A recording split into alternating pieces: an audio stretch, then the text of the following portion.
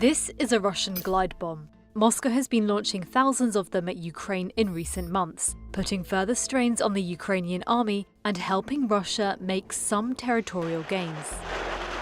Glide bombs are cheap, highly destructive, incredibly hard to stop, and are predominantly made from retrofitted Soviet-era explosives.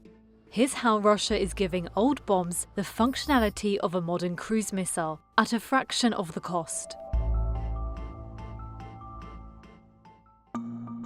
Russia is able to produce large numbers of glide bombs quickly and cheaply, and that's mainly because they aren't new weapons.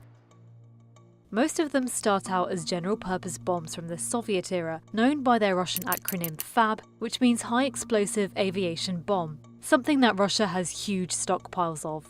They're very simple munitions, Soviet-era, so-called dumb bombs to be dropped from aircraft. And the main characteristic of them is that they are massive. There are three sizes of FAB bomb reportedly being used: the FAB 250, FAB 500, and the FAB 1500. The higher the weight of the bomb, the more explosives it carries. The largest, the FAB 1500, weighs 1.5 tons and contains around 1,500 pounds of explosives, making it capable of levelling buildings. For comparison, a standard Russian 152mm howitzer artillery shell contains around 17 pounds of explosives. They are very effective at obliterating Ukrainian positions. So Ukrainians, if they're in cities, will often take up positions in basements, places that would give them some shelter from most artillery rounds. But the destructive power of these bombs is such that they can bring down buildings above these soldiers. By fitting them with a Universal Planning and Correction module, known by its Russian acronym UMPK, these dumb bombs effectively become guided missiles. This piece of kit contains a satellite navigation system that can be programmed to hit targets. Rudders are attached to the tail to aid steering and to stabilize the bomb in flight, while the pop-out wings help the bomb literally glide to its target, making it more accurate over longer distances. And with a range of just under 40 miles, the Russian Air Force can launch them at Ukraine without ever leaving its own airspace. Retrofitting the FAB bombs only costs tens of thousands of dollars, a fraction of the cost of a purpose-built guided weapon. And they are also easier and quicker to manufacture. We've heard a lot about Russia's wonder weapons, its modern weapons like the hypersonic Kinzhal missile. But the beauty of these glide bombs, as far as Russia is concerned, is that they have a lot of them. They can quickly make it into an effective weapon that they can use. And we're at a stage of the war where the economics matter. Jets like the Su-34 bomber allow Russia to launch multiple glide bombs at once in a bid to overwhelm Ukraine's air defense systems. And that's not their only advantage. The weapons themselves are very hard to shoot down. Well, they give off a very small signature. They're relatively small in size. They only show up as small dots on a radar. And so the Ukrainians don't necessarily see them coming. One of the glide bomb's limitations is they can't hit moving targets, making them less effective on mobile battlefields. However, Russia has been able to use them to target cities and to break down Ukrainian fortifications, with the Ukrainian military estimating that Russia has dropped 16 times more glide bombs this year than last.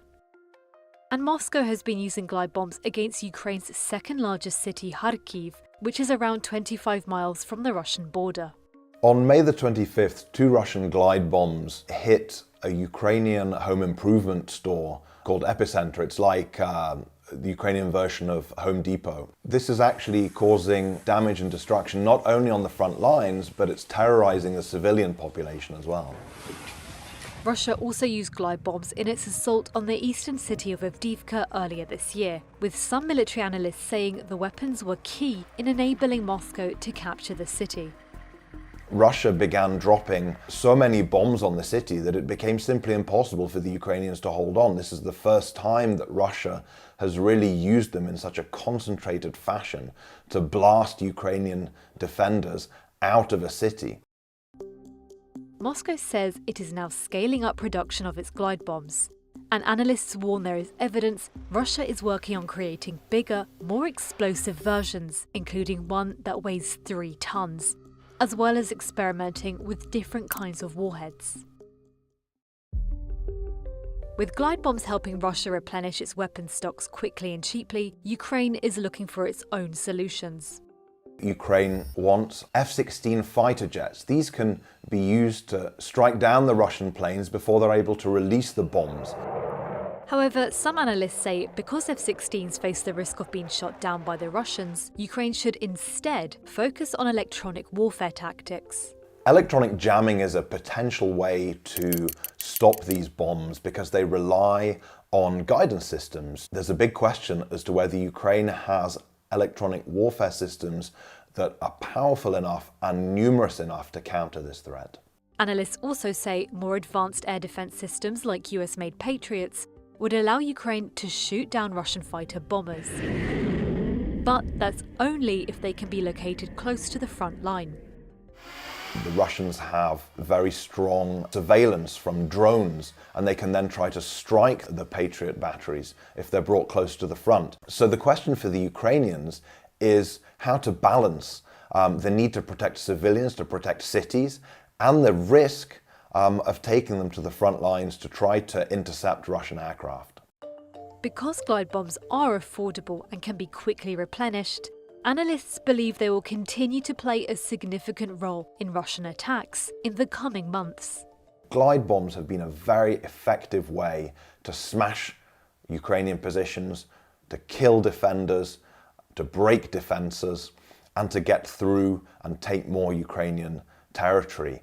If the Ukrainians are able to stop that, they'll have a much better chance of holding their positions against the Russians.